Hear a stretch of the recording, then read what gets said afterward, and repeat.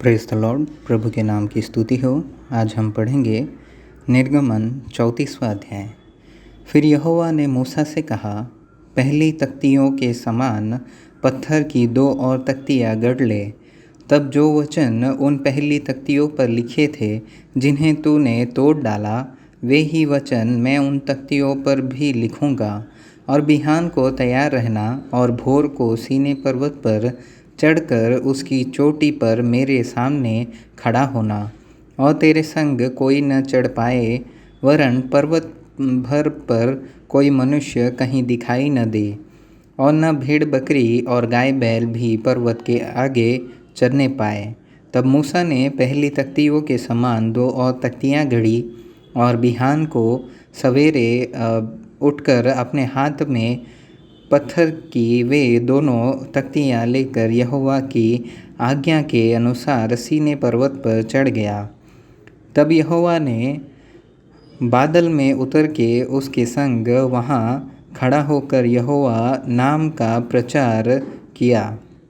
और यहोवा उसके सामने होकर यूँ प्रचार करता हुआ चला कि यहोवा यहोवा ईश्वर, दयालु और अनुग्रहकारी, कोप करने में धीरजवंत और अति करुणामय और सत्य, हजारों पीढ़ियों तक निरंतर करुणा करने वाला, अधर्म और अपराध और पाप का क्षमा करने वाला है। परंतु दोषी को वह किसी प्रकार निर्दोष न ठहराएगा। वह पितरों के अधर्म का दंड उनके बेटों वरन पोतों और परपोतों को भी देने वाला है। तब मूसा ने फुर्ती कर पृथ्वी की ओर झुककर दंडवत की। और उसने कहा, हे प्रभु, यदि तेरे अनुग्रह की दृष्टि मुझ पर हो तो प्रभु हम लोगों के बीच में होकर चले। ये लोग हठीले तो है तो भी हमारे अधर्म और पाप को क्षमा कर और हमें अपना निज भाग मान के ग्रहण कर। उसने कहा, सुन, मैं एक वाचा बांधता हूँ। तेरे सब लोगों के सामने मैं ऐसे आश्चर्य कर्म करूँगा जैसा पृथ्वी पर और सब जातियाँ में भी नहीं हुए। और वे सारे लोग जिनके बीच तू रहता है यहोवा के कार्य को देखेंगे, क्योंकि जो मैं तुम लोगों से करने पर हूँ वह भय योग्य काम है। जो आज्ञा मैं आज तुम्हें देता हूँ उसे तुम लोग मानना। देखो, मैं तुम्हारे आगे से एमोरी, कनानी, हित्ती, परिज्जी, हिब्बी और यबूसी लोगों को निकालता हूँ। इसलिए सावधान रहना कि जिस देश में तू जाने वाला है उसके निवासियों से वाचा न बांधना। कहीं ऐसा न हो कि वह तेरे लिए फंदा ठहरे, वरन उनकी वेदियों को गिरा देना, उनकी लाठों को तोड़ डालना और उनकी अशेरा नाम मूर्तियों को काट डालना। क्योंकि तुम्हें किसी दूसरे को ईश्वर करके दंडवत करने की आज्ञा नहीं, क्योंकि यहोवा जिसका नाम जलनशील है वह जल उठने वाला ईश्वर है ही। ऐसा न हो कि तू उस देश के निवासियों से वाचा बांधे और वे अपने देवताओं के पीछे होने का व्यभिचार करे और उनके लिए बलिदान भी करे, और कोई तुझे नेवता दे और तू भी उसके बलिपशु का प्रसाद खाए। और तू उनकी बेटियों को अपने बेटों के लिए लावे और उनकी बेटियां जो आप अपने देवताओं के पीछे होने का व्यभिचार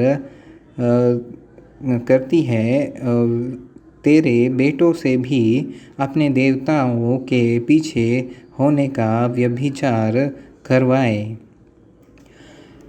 तुम देवताओं की मूर्तियां ढालकर न बना लेना। अख़मीरी रोटी का पर्व मानना। उसमें मेरी आज्ञा के अनुसार अबीब महीने के नियत समय पर 7 दिन तक अख़मीरी रोटी खाया करना, क्योंकि तू मिस्र से अबीब महीने में निकल आया।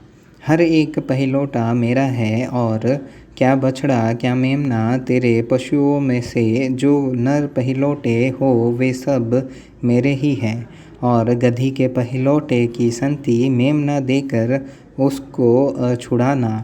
यदि तू उसे छुड़ाना न चाहे तो उसकी गर्दन तोड़ देना, परंतु अपने सब पहिलौटों बेटों को बदला देकर छुड़ाना।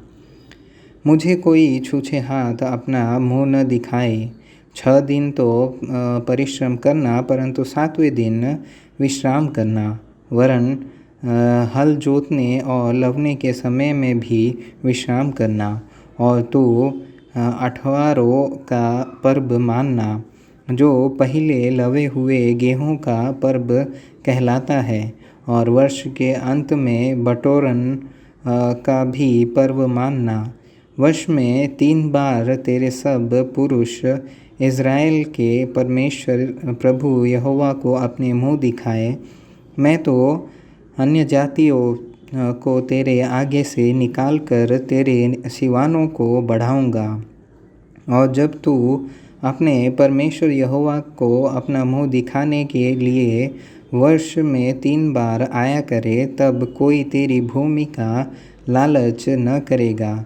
मेरे बलिदान के लोहू को खमीर सहित न चढ़ाना, और न फसह के पर्व के बलिदान में से कुछ बिहान तक रहने देना। अपनी भूमि की पहली उपज का पहला भाग अपने परमेश्वर यहोवा के भवन में ले आना।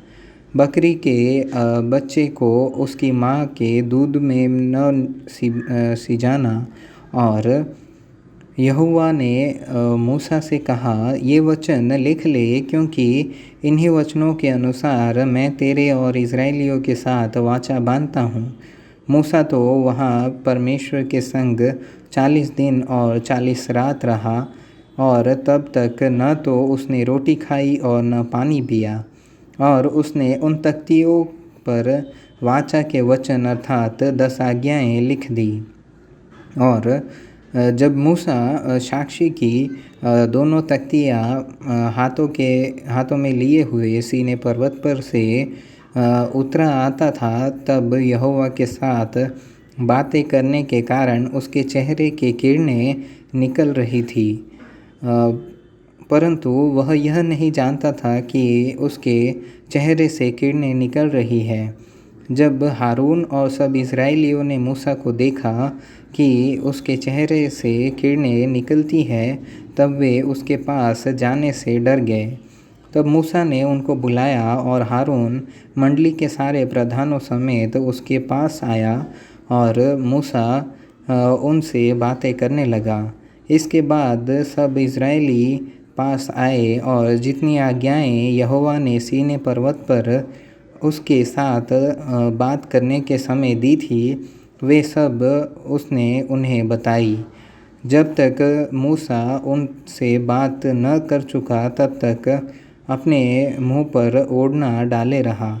और जब जब मूसा भीतर परमेश्वर से बात करने को उसके सामने जाता, तब तब उस ओढ़नी को निकलते समय तक उतारे हुए रहता था। फिर बाहर आकर जो जो आज्ञा उसे मिलती उन्हें इज़राइलियों से कह देता था।